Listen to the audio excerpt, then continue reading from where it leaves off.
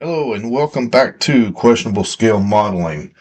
And it is Wednesday night, and I'm actually recording this video for tomorrow because tomorrow's Thursday. And I'm going to start a new segment on my show, kind of a Throwback Thursday kind of thing that I'm going to call Then and Now. And what Then and Now is going to focus on is a old build that I had years ago. Basically, I'm going to focus on one of my early builds, and we're going to talk about uh, how I built it, and then we're going to discuss where it is now, because that's the now part.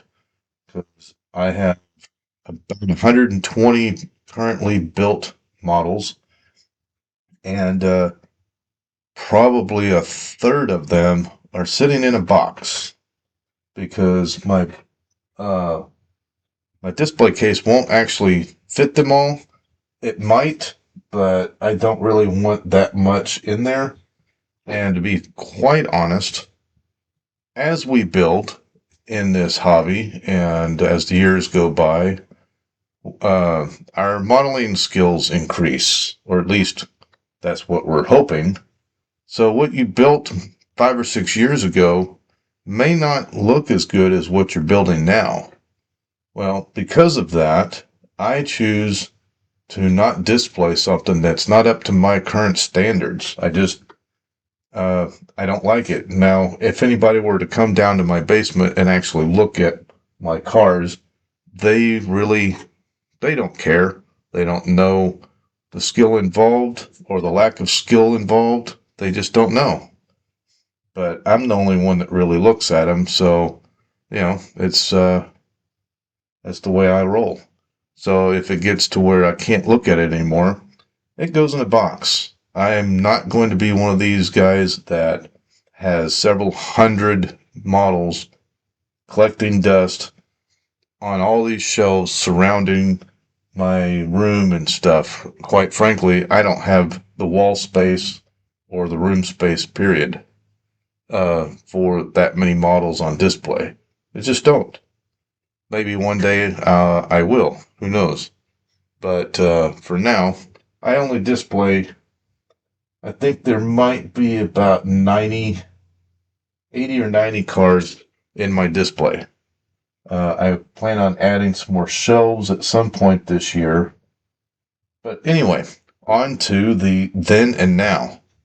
So this is build number one, which is a 1958 Triumph TR3A by Minicraft Model Kits. So I know what you're thinking. Why start with this? Well, I built models when I was a kid. I built them again in the 90s a little bit. And then I decided in the mid-teens, I guess you could call that, yeah, mid-teens, 2000 teens, that I wanted to get back into it. And because of uh, the influence of shows like Top Gear and games like Gran Turismo, I refound a love of European and Japanese cars. When I was a little kid, I always had a thing for British and European cars. I just loved them. So that's why I started out with this guy. It was a terrible kit. It's a curbside, obviously, but it's just terrible. Anyway, I built this somewhere around 2016. I don't know the exact date because back then I had no forethought to take notes. So that's my best guess. Um, Nowadays, I put the exact date, what build number it is, and all the notes of painting and anything that I need to know because I'm old and I can't remember that stuff like I used to. And I also cut the box off on every single build. So I have this part, everything else goes in the garbage. So I'm going to put this aside and we're going to look at the pictures I have of when it was built. And technically they weren't when it was built because I didn't think about taking photos back then. I mean, I didn't know where this hobby was going to lead to. So I only have 3 pictures of the car when it was fairly new. 2 of them were probably a year after it was built. And then the third one with a white background, that one was taken probably about 3 years ago because I wanted a more updated photo of it before I tucked it away. So we're going to put those pictures right there. And as you can see, it is green. It is spray bombed with British Racing Green by Testers. And yeah, so after the slideshow's done, we're going to actually look at what it looks like now, because you can't really tell what it looked like very well in the pictures. So we'll the next couple of builds, it gets better. So now, here is what it looks like now. It's very dusty, as you can plainly see. It is missing, well, I won't say missing. A couple of wheels fell off. They're actually right here. Here's the tonneau cover, and it actually did have a top to it. So all the parts are here. So this, like I said, this was build number 1. One of the things I did not realize until later on, like a few years after I built this, well, actually, until I got to build number 2, I did not do anything with the mold lines. Like there's a mold line here, here, here, and here. And also all the way down here. Like I didn't do any of that stuff. Yeah, I just spray bombed it, threw some bare metal foil at it, and called it a day. I don't know why. I mean, I guess we all start somewhere, but look at that. Look how thick the paint on that chassis is. That I guarantee you I did not prime this at all. I just spray bombed it with Testors British Racing Green. It's terrible. Excuse me. So this was my first attempt at bare metal foil. So the windscreen is bare metal foil.